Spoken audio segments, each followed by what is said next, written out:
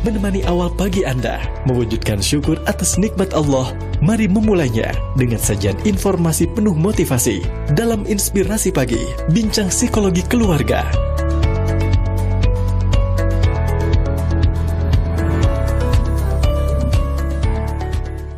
Baik, kita akan sapa dulu Ustadz ya, Pak Wasmin dan juga Ibu Lilis, Masya Allah yang sudah bergabung. Assalamualaikum warahmatullahi wabarakatuh. Waalaikumsalam warahmatullahi wabarakatuh. Masya Allah. Apa kabar Pak Wasmin, Bu Lilis? Alhamdulillah, luar biasa. Allahu Akbar. Allahu Akbar, Masya Allah. Nah ini dia ya, kita akan lanjutkan. Ini perjalanannya cukup panjang karena poinnya ada 10 sahabat MG. Nanti kita akan titik satu-satu ya. Yang sempat kita bincangkan adalah bagaimana kita keluarga bisa berfokus pada control cycle ya, kalau tidak salah Pak Wasmin. Ya, itu pembahasan kemarin ya. Betul. Jadi dalam kita bicara parenting mindset, memang yang kita bidik adalah konsep berpikir kita saat mengasuh anak. Ya. Karena perilaku kita saat mengasuh anak itu mau tidak mau, suka tidak suka adalah buah dari konsep berpikir kita tentang pengasuhan. Ya, contoh yang sederhana misalnya orang tua yang menganggap bahwa anaknya itu dipengaruhi besar oleh tetangganya, dipengaruhi besar oleh lingkungannya. Padahal ada pengaruh yang sangat besar yang bisa kita kontrol dari diri kita.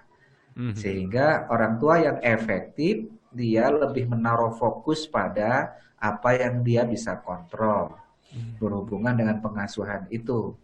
Dia tidak bisa mengontrol pemerintah untuk menutup jaringan-jaringan porno.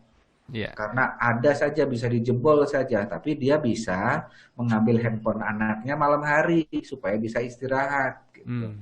Nah yang itu saja dia tidak bisa kontrol, apalagi kontrol pemerintah gitu kan.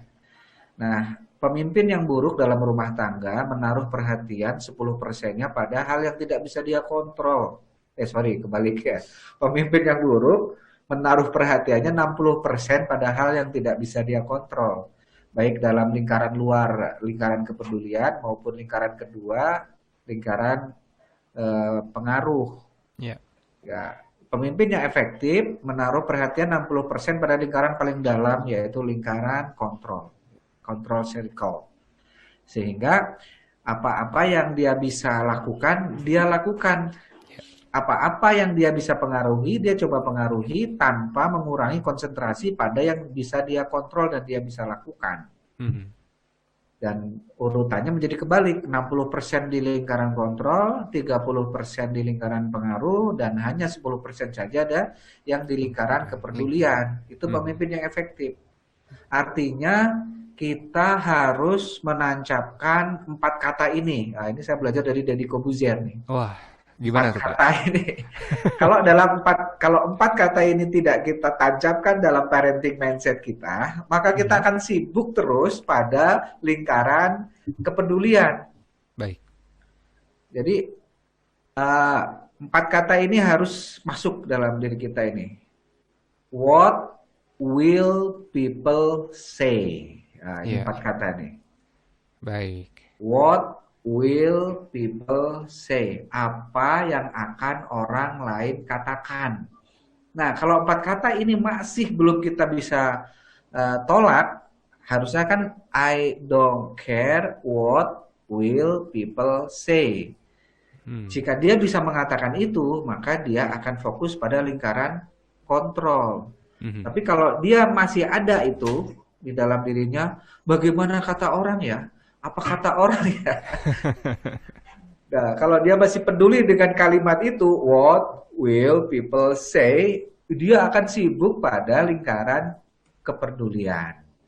Jadi kemarin sudah kita banyak kasih contoh, kita nggak usah sibuk dengan apa kata orang, selagi kita tidak keluar dari Al-Quran dan Sunnah, itu yang harus kita lakukan, itu yang benar, itu yang benar. Ya, nah makanya kita sekarang menginjak pada parenting mindset yang kedua. Baik. Ya, parenting mindset yang kedua ini landasannya adalah bagaimana perlakuan Ibrahim pada anaknya Ismail. Hmm. Jadi ketika setelah sekian lama Ibrahim meninggalkan Ismail, pulang-pulang kok disuruh menyembelih anaknya. Dan ini menyembelih anaknya ini adalah sebuah simbol luar biasa dalam dunia parenting ini. Masya Allah. Karena sebetulnya Ibrahim tidak disuruh menyembelih anaknya, tapi disuruh menyembelih rasa kepemilikan terhadap anak. Dan kita kan punya rasa kepemilikan terhadap harta yang bukan milik kita. Baik anak kita, jabatan kita, perusahaan kita merasa memiliki aja. Padahal itu semuanya hakikatnya milik Allah. Iya. Maka mindset yang kedua, ini kalimatnya nih. Kalimat mindset Baik. yang kedua. Apa Bu Luis? Kalimat mindset yang kedua. Iya, kalau jadi anak, Iya, kalau kita jadi anak harus berbakti kepada orang tua. Tapi kalau kita jadi orang tua, jangan menuntut anak berbakti. Justru Oh. kita persembahkan anak kita untuk Kepada umat. Seperti cerita dari Nabi Ibrahim, ya bukan cerita yang Itu, dialami oleh yang dialami Nabi Nabi Ibrahim. Ibrahim ke Nabi Ismail, ya. Itu dalam riwayatnya itu Nabi Ibrahim itu ketika mau menyembelih itu masih ada rasa kepemilikan. Jadi sambil dia pegang pisaunya itu wajahnya nggak terlalu bisa natap gitu. Iya. Itu Sambil menunjukkan bahwa sambil merem gitu ya. ya betul. Yang dilawan Ibrahim itu bukan Ismail. Iya. Yang dilawan Ibrahim adalah dirinya sendiri. Iya, betul. Dirinya sendiri. Nah, dalam mindset yang kedua, kita sebagai anak harus berbakti ke orang tua. Tapi saat kita kalimat yang penting justru yang kedua nih. Ketika kita mendidik anak, jangan ada di benak kita anak disuruh berbakti nanti kalau udah besar. Itu nggak boleh ada. Harus ikhlas. Harus ya. diikhlaskan. Itu emang ya dipasrahkan pada Allah karena titipan. Tapi kalau kita misalnya sekarang saya jadi anak, orang tua saya masih ada, saya harus berbakti sepenuhnya kepada orang tua karena saya sampai sekarang begini ada kaitan dengan orang tua. Itu. Jadi ada pepatah jangan kacang lupa kulitnya ya. Gitu Ya, ya. Betul. Nah itu untuk anak. Itu untuk anak, itu nasihat untuk anak. Iya, iya. Nasihat untuk orang tuanya ikhlas karena itu titipan dari Allah, serahkan pada Allah. Dan nanti kalaupun misalnya anak-anak sudah besar, anak-anak kemana-mana, misalnya melanglang meninggalkan kita, ini lagi saya juga lagi mensugesti diri saya ya. Oh iya. Tetap amalan-amalan dulu kita kepada anak dicatat oleh malaikat sebagai amal baik kita. Masya Allah. Jadi sebetulnya dua kalimat ini bukan kalimat yang saling menegasikan ya. Ini memang perlu dipegang sesuai dengan peran kita saat itu. Konteksnya. Nah, karena kita perannya sekarang sebagai orang tua dalam parenting mindset, maka yang dipakai kalimat kedua. Yang kedua. Bahwa ketika kita mendidik anak itu harus ikhlas, tidak untuk membuat anak membalas budi, berbakti nanti. Betul. Artinya sudah harus ada kesiapan-kesiapan mental di pikiran orang tua ketika nanti anak sibuk membangun keluarganya sendiri. Ya nggak usahlah menuntut dia berbakti dulu pada kita. Dia keluarganya bisa eksis aja, udah alhamdulillah kita ikut senang. Apalagi nanti kalau anak sibuk mengurus urusan umat sampai lupa nelpon kita, itu justru kita harus bahagia. Saya sudah nyiapin bahagia untuk anak nanti tidak nelpon saya karena sibuk ngurusin umat gitu ya. Ya kalaupun nanti jadi memperhatikan saya itu bonus aja lah, iya, bonus. Itu mah hak anak. Itu silakan, itu jadi amal dia saja itu nanti kalau berbakti ke saya itu jadi amal baik dia saja. Tapi saya sebagai orang tua sudah menyiapkan mental bahwa nanti anak itu akan sibuk dengan urusan umat. Saya ngebayangin anak saya nanti akan berbaktinya bukan sibuk ngurusin orang tua, tapi berbakti ke umat. Nah, untuk itulah akhirnya ada banyak efek multiplier ke diri saya. kalau gitu saya tuanya harus sehat biar nggak ngerepotin Oh, anak gitu loh. Nah, iya, berarti iya, iya. harus tabungannya Harus banyak punya karena nanti kan tabungan, bisa mandiri bisa sebagai orang mandiri, tua. jadi nggak ngerepotin Iya, anak terus gitu. pensiun jalan-jalan ya, Sudah. terserah kemana-mana. Harus punya teman, makanya sekarang saya bangun komunikasi dengan istri sebagai teman, biar nanti Oh tuanya iya. punya teman. Nah, itu Tuh. dia. Saling memijat nenek kakek. Allah. Itulah ini hikmah. Ini membahas tentang mindset yang kedua. Ini jadi kebongkar ya hikmah-hikmah. Kenapa Hmm. di Islam itu warisan tidak boleh dibagikan dulu sebelum meninggal kitanya. Hmm. Itu hikmahnya ternyata ditinjau dari mindset yang kedua ini luar biasa kan, Zikri dan Iya. sahabat-sahabat ya. Mhm. Karena kalau warisan itu sebelum meninggal dibagikan bukan warisan itu statusnya. Hibah, Hibah atau apa gitu. hadiah Dan ya. itu sebaiknya tidak dulu. Kenapa warisan tidak dibagikan dulu dalam bentuk apapun, mau bentuk hibah, mau bentuk apa ke anak gitu. Dibikinin rumah dulu, apa dulu itu. Ada dua ini hikmahnya. Hikmah yang pertama, anak jadi tidak mandiri kalau sudah kita bagikan sebelum kita meninggal.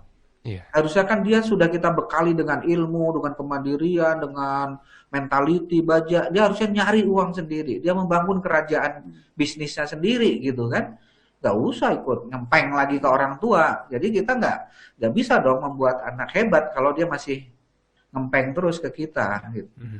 Artinya bahwa ketika orang tua tidak membagikan dulu hartanya, justru anak dibuat hebat oleh dirinya sendiri. Itu hikmah yang pertama. Justru Iya. kalau dia hebat, Pak Wasmin, Iya. ya, ketika dia mendapat warisan, dia akan amanah. Dalam artian akan uang ini dikelola sebaik mungkin. Tapi kalau dia tidak, misalnya dasarnya tidak seperti tadi, ketika misalnya tiba-tiba dapat warisan, udah Iya. habis Iya. seketika. Iya. Nah, itu hikmah yang pertama. Hikmah yang Betul. kedua, kenapa warisan tidak dibagikan sebelum kita meninggal? Karena kita tidak tahu umurnya sampai kapan, sahabat-sahabat. Hmm. Kita nggak tahu umurnya mungkin sampai 70, sampai 80. Artinya kita harus tetap mandiri sebagai orang tua. Jangan sampai bikin repot anak. Gitu. Iya, nanti misalnya ketika sakit tidak ke anak, karena kita juga mandiri. Jadi Kita yang mandiri. mandiri itu bukan anak aja, Orang tua juga harus mandiri. Gitu. Insya Allah ya. Ya mengenai anak berbakti, itu mah jangan diharap aja lah sekarang ketika kita membesarkan anak, jangan ada harapan itu. Mhm. Pokoknya kita ikhlaskan aja gitu, karena itu anak Allah. Itu adalah Titipan. milik Allah, titipan Allah Titipan. anak bukan itu. anak Allah, titipan Allah. Iya. Iya, ini bisa disalahpahami kalimat Iya, itu. betul. Sebetulnya Semua bukan anak amanah. kita, itu adalah Iya, titipan Allah ya. Allah. Ya, Mhm. itu titipan Allah. Betul. Sehingga Jadi, biar iya. bersih kita ini dalam parenting ini biar bersih. Iya. Bersih, tidak ada pamrih-pamrih apa, sehingga nanti kita nggak tulus ketika mendidik itu. Mhm. Masya Nah, Allah nanti- ya. Saya jadi ingat satu syair Khalil Gibran. Anakku bukan anakku, bukan milikku, begitu. Anakku bukan milikku. Iya. Itu dia. Aduh, Masya Allah. Tapi Dia memang putra putri sang hidup. Dia sebetulnya lahir lewat wajar. engkau, Iya. tapi bukan milik engkau. Wah. Iya, Masya Allah itu ya. Jadi teringat syair itu. Dulu saya baca ini ketika SMA, gak punya perasaan apa-apa Pak Wasmin. Tapi ketika mengingat lagi sebagai seorang orang tua, Yes. Ada. wah ternyata ada pesan nih yang bisa saya ambil. Tapi sebetulnya Pak Wasmin nulis, wajar tidak sih ketika seorang orang tua memang merasa memiliki anak sehingga ya agak berat tampaknya bagi sebagian orang untuk membangun mindset ini pada awalnya, Pak. Ya, pasti berat sekali itu. Makanya dalam khutbah-khutbah Idul Kurban itu biasanya saya selalu menyentuh faktor ini. Faktor yang paling luar biasa dari Idul Kurban itu ketika 3 bulan setelah Idul Fitri itu adalah konsep parenting yang luar biasa dari seorang Ibrahim alaihissalam. Itu luar biasanya seorang Ibrahim, dia bisa menyapih, dia bisa tega, bisa tegas melawan rasa yang tidak diperlukan untuk dia berpihak pada perintah Allah. Itu kan perintah Allah itu. Iya. Nah, artinya itu ajaran terhadap Ibrahim, permintaan Allah terhadap Ibrahim masih berlaku untuk kita. Itu tidak hanya Ibrahim yang diminta menyembelih anaknya, tapi kita diminta untuk menyembelih rasa kepemilikan terhadap anak kita itu. Pada hakikatnya ketika Ibrahim sudah disembelih rasa kepemilikan pada anaknya, kan akhirnya memang diganti dengan domba. Iya. Karena sudah selesai problemnya. Karena hakikatnya bukan sembelih secara fisik leher Ibrahim, bukan. Tapi yang disembelih adalah mentality Ibrahim yang masih merasa memiliki itu anaknya. Padahal itu adalah milik Allah, bukan miliknya. Iya. Dan itu sekarang masih berlaku ajaran itu kepada kita. Tidak dalam bentuk harus bawa golok gitu ke anak kita, enggak. Iya, Tapi iya. secara mentality aja Iya. yang mesti gitu. Misalnya anak kan harus kita didik untuk terbiasa ibadah, bangun pagi, kemudian sholat. Nah ini kadang ego sebagai orang tua, aduh kasihan ya gitu anak saya kemarin malam tidurnya malam, terus selalu biarin aja lah, nggak usah dibangunin, bablas aja nggak sholat subuh. Nah, kita harus bisa menyembelih, ya ini titipan saya kepada Allah. Dalam artian ya nanti dengan anak kita buat kesepakatan. Ayo silakan, kita kesepakatan saya bangun jam 3:15 ya. Kalau misalnya nggak bangun, kalau misalnya telat, ada sanksinya ya. Jadi tinggal dia telat, lakukan sanksi. Nah itu untuk memposisikan bahwa lebih penting tadi istilahnya untuk ajarkan anak itu bersusah payah dari kecil untuk ibadah, untuk akhlak. Nanti ada kaitannya dengan poin selanjutnya ya Pak Wasmi. Iya, Masya Allah ya. Dan jadi kalau misalnya seorang orang tua memiliki mindset ini, rasa-rasa enggak tega yang enggak perlu ini bisa diminimalisir ya, Bu Lilis, Pak Wasmin. Iya, betul. Karena sebetulnya ketidaktegaan itu ada unsur egoisme. Nah, kalau dirunut-runut itu ada unsur egoisme, tidak tega, kenapa kasihan, kenapa terus akhirnya kalau lebih dalam lagi takut nanti saya tuanya juga diterlantarkan sama anak. Kalau sekarang saya nggak sayang ke anak, sayang tanda kutip tadi itu, nanti dia takut besarnya nggak balas budi ke saya, tidak sayang ke saya ketika saya tua, sudah tidak punya siapa-siapa. Nah, akan sebetulnya di situ ada unsur ego ya. Iya, betul. Ketidakikhlasan itu, ketidaktegaan itu ternyata kalau dirunut-runut lebih jujur sebetulnya ke dalam diri kita, kita akan menemukan itu sebetulnya tidak untuk anak sebetulnya, tapi untuk saya. Ini agak sedikit sinis nih kalimatnya, bukan sedang menyindir siapa-siapa, sedang menyindir diri kan sendiri. Pada dasarnya egois ya Pak Wasmin. Misalnya Pak Wasmin nih nengok ke orang lain, beli misalnya makanan.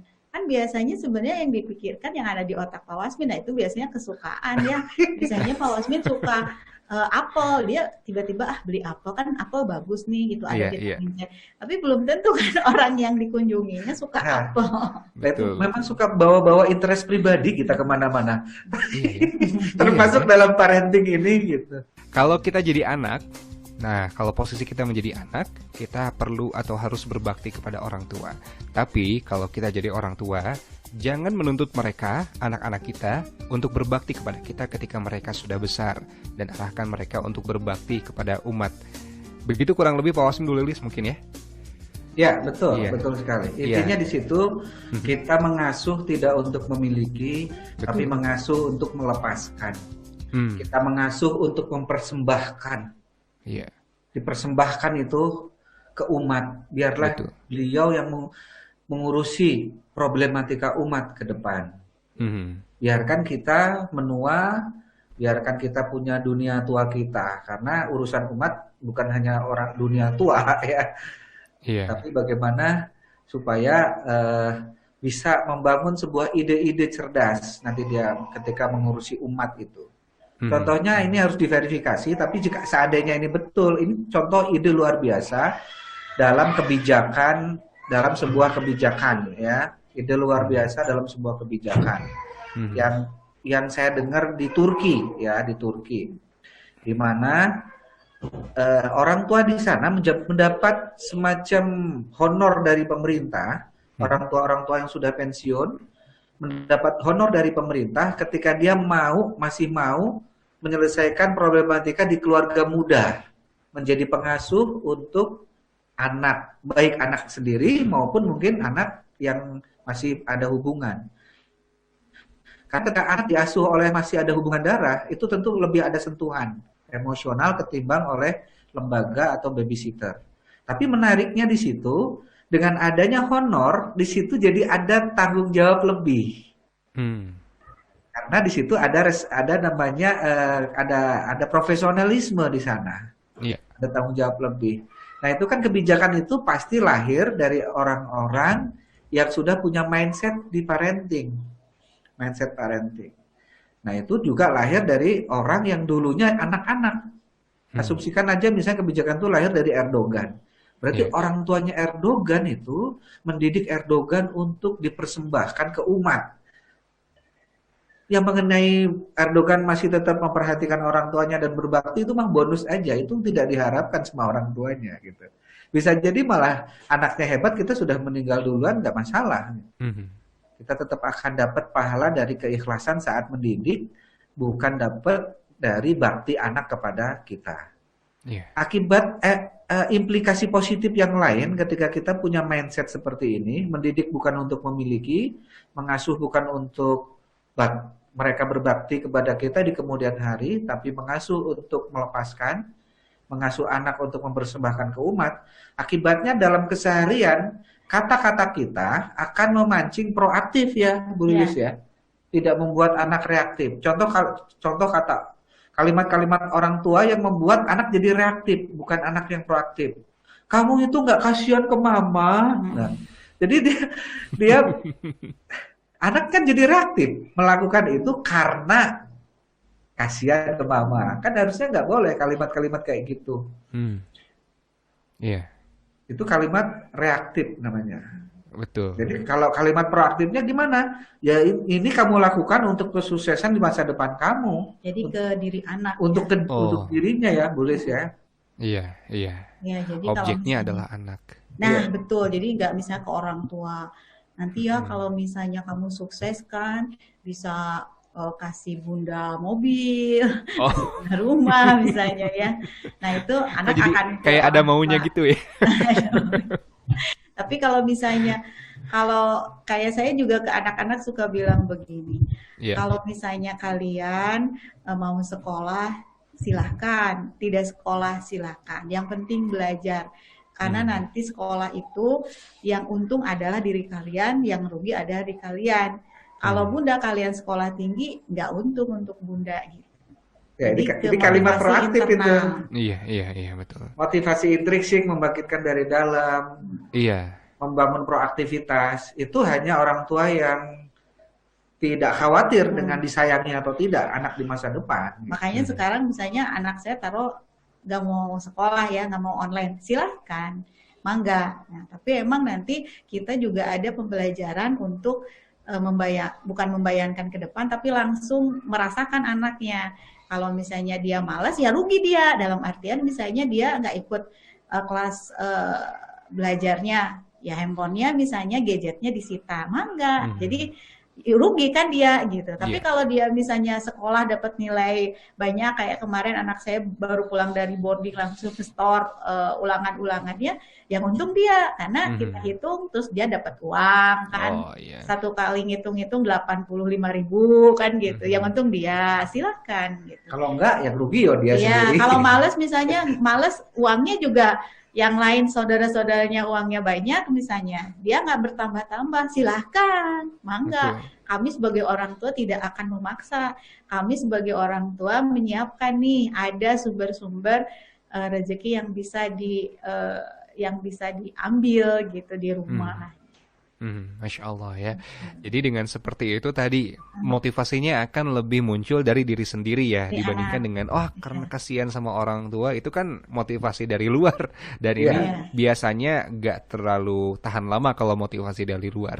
Tapi yang menarik nih, kalau misalnya kan tadi untuk mempersiapkan masa depan anak, banyak sebagian orang tua yang dipotret di masyarakat itu yang cukup dalam tanda kutip sampai ada IG-nya mama ambisius. Jadi anaknya itu difasilitasi les itu ini begitu ya, sambil disibukkan dengan dalih untuk mempersiapkan masa depan. Kira-kira bagaimana menyikapi hal seperti ini? Coba tanya ke anaknya mau enggak gitu. Kalau anaknya mau, ada klien saya juga les ini les itu.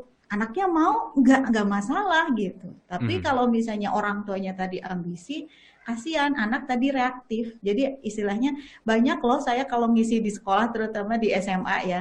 Iya. Kenapa kalian sekolah gitu? Pasti Mhm. jawabannya karena orang tua, disuruh orang Mhm, tua mhm, mhm. sekolahnya gitu. Jarang misalnya kenapa aku pengen ini jarang gitu. Karena mungkin Iya. emang tadi misalnya di bimbel misalnya kenapa kamu ikut bimbel? Ya disuruh. Kalau Iya. misalnya kamu milih nggak ikut bimbel mau, ya kalau pilihannya ada itu saya mau. Nah berarti kan makanya kita memang manusia itu sibuk dengan pikirannya sendiri ya. Makanya Mhm. di dalam Islam diajarkan tabayun. Iya. Misalnya gini, nah ini ada les bagus loh gitu. Ini lesnya bahasa dan kedepannya itu kan bahasa internasional itu bahasa Inggris loh. Kamu gini-gini gimana nih nanti difasilitasi gitu. Mhm. Nah nanti anak juga kalau masuk logikanya sih dengan logika dia kekinian, terus dengan dunia net, pasti mereka juga akan menyambut misalnya gitu. Jadi tanya Baik, dulu baik. lah ke anaknya, kayak misalnya pesantren, bagi ini orang tua yang mau mau memesantrenkan anak, nah itu harus dari internal anak, dalam Betul. artian silahkan pilihannya gitu. Kalau Oh, iya. misalnya kalau di saya anak laki-laki emang kan harus lebih, dia akan jadi koam untuk minimal untuk keluarganya, untuk istri, untuk anak, makanya dia harus boarding, harus belajar untuk keluar dari rumah. Nah, kalau perempuan pilihannya silahkan mau Mhm. boarding atau tetap dengan di sini dengan rumah dengan bunda. Anak saya yang perempuan yang satu aku mau boarding, pilihan Mhm. dia gitu. Iya, Yang iya. satu Oh, kayaknya iya. gimana ya, aku boarding tuh takut gak betah. Ya kamu pengennya gimana? Di rumah bila silahkan. Nah, kalau anak laki-laki emang kan beda gitu. Mhm, mhm. Jadi ada pilihan-pilihan sehingga anak yang memutuskan, termasuk memasukkan anak ke sekolah gitu ya. Ada pilihan dan tentunya pilihannya mungkin kita juga harus ada frame ya Pak Yes. Wasmin. Misalnya kita biasanya saya dengan suami anak saya mau misalnya masuk SMP atau SMA, cari dulu mana yang ini, ada beberapa anak kita di ini kesini-sini pilihannya ke dia gitu. Jadi dia Hmm. memutuskan tapi sesuai dengan frame, jangan sampai misalnya tiba-tiba dia pengen ke sekolah yang jauh apa ya dengan orang tua apa ininya apa namanya ya mungkin sekolahnya yang bukan jauh jaraknya tapi tidak sepaham atau gimana Mungkin ya Pak value-nya Wasmi dengan berbeda orang. ya dengan keluarga. Ya, Iya, jadi iya. ada frame-nya. Jadi tetap anak dikasih kesempatan untuk Memilih. memilih.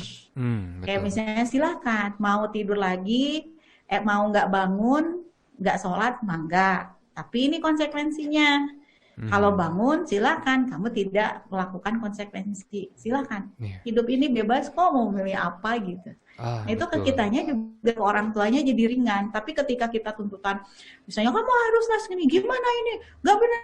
Nah itu jadi kita sebagai orang tua jadi stres kan Kamu gitu. gak Iya. kasihan ke papa? Papa harus nyari duit Muncul udah lagi. nih. Bener lagi lesnya. Nih lihat nilai kamu udah dilesi, nilai kamu tetap aja misalnya 6, 5 Iya, gitu. iya. Orang tua udah cari uang susah, kaki jadi tangan.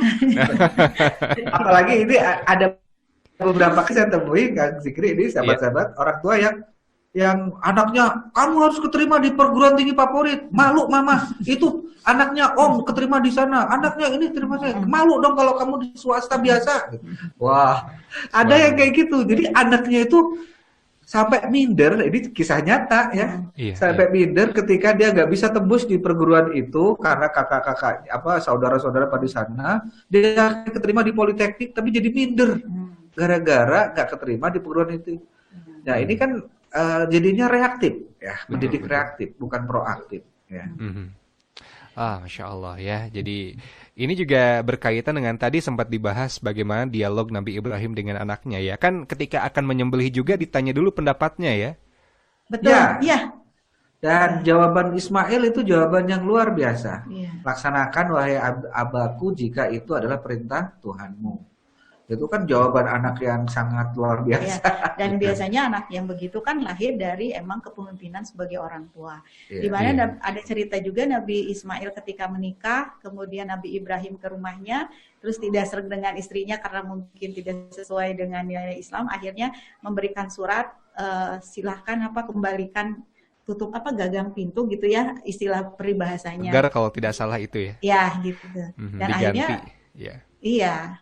Nah itu Mhm. berarti kan bagaimana peran orang tua untuk sehingga menjadi Ismail yang tidak apa-apa ayah, silahkan sembelih kalau itu perintah dari Allah. Mhm. Jadi menariknya di usia Ismail yang masih di bawah 20 tahun kan kejadiannya itu sudah punya tingkat keimanan yang sedemikian besar. Iya. Artinya memang dia pasti dididik oleh orang-orang yang ketauhidannya luar Nah, biasa itu. dari Siti Hajar ya. Iya. Istrinya, bagaimana Siti Hajar itu merupakan Tidak simbol seorang ibu yang sangat tinggi ketauhidannya, dia yakin betul. yakin dan tidak mengajarkan anak reaktif. Jadi padahal kan Nabi Ibrahim dengan Nabi Ismail itu ketemu mungkin gak sering ya. Nah, Tapi itu dia. bagaimana Nabi Ismail itu mau disembelih sama ayahnya karena kan posisi ibunya yang istilahnya yang dia tetap ke internal Nabi Internal Ismail motivasi. gitu. Masya Allah ya, ternyata kita bisa banyak belajar dan ini merupakan mindset yang sudah diabadikan sejak zaman Nabi Ya. Ibrahim ya, Masya Dan Allah. kita Dan lakukan berlaku ini sampai sekarang. Berlaku di sampai bulan dengan Dzulhijjah sekarang. ya. Bulan Dzulhijjah kan? Iya, itu hanya Iya. diingatkan aja harusnya Diingatkan. setiap bulan. Iya, Betul, setiap diingatkan bulan. menyembelih Betul ya, Masya Allah. Baik. kepemilikan.